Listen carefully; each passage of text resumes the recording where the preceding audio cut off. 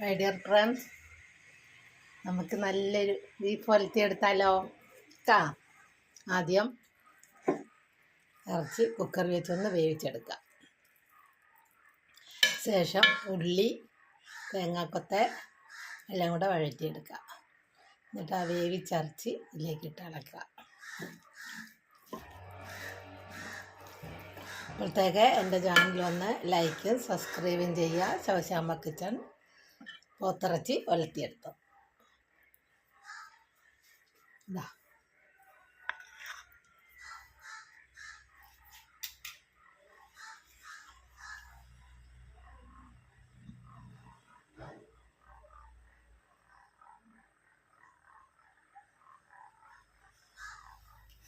എങ്ങനെ വെക്കുന്നതെന്ന് ഒന്നും കൂടെ പറയാം.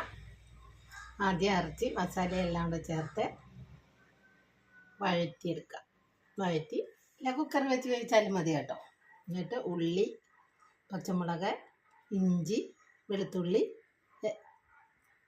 കരിവേപ്പില എല്ലാം കൂടെ വഴറ്റി ഇറച്ചി അതിലേക്ക് ഇട്ട് ഇളക്കി വലത്തി എടുക്കുക. കണ്ടോ, നല്ല സൂപ്പർ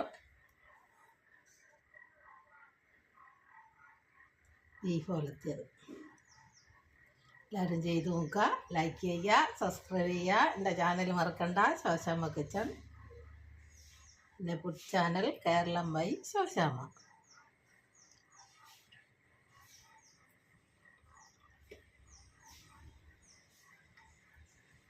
എന്ത് രുചിയാണെന്നറിയാം ഇതിങ്ങനെ ഉണ്ടാക്കിയാൽ. ചാറാക്കണ്ട കേട്ടോ, ഇങ്ങനെ വെച്ചാൽ മതി, വെള്ളം പോലെ. അതാ രുചി. നമുക്ക് വേറെ എന്തെങ്കിലും ചാറിന് വെക്കാം.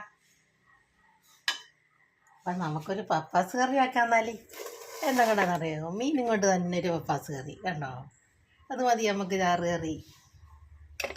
അത് മീനും വറുത്തെടുക്കുക. മസാലയെല്ലാം ചേർത്ത് വറുത്തെടുത്തിട്ട് ഉള്ളി, തക്കാളി, പച്ചമുളക് എല്ലാം കൂടെ വഴറ്റി വാങ്ങാൻ നേരം തേങ്ങാപ്പാൽ ഒഴിച്ച് കുറച്ച് മസാല ചേർത്താൽ മതി കേട്ടോ. എന്നിട്ട് നല്ല നല്ല സൂപ്പർ കറി ഉണ്ടാക്കിയെടുക്കാം. ചോറ് കഴിക്കാം, ചപ്പാത്തി കഴിക്കാം, റൊട്ടി കഴിക്കാം, പൂരി കഴിക്കാം, നമുക്ക് ഇഷ്ടമുള്ളതൊക്കെ കഴിക്കാം.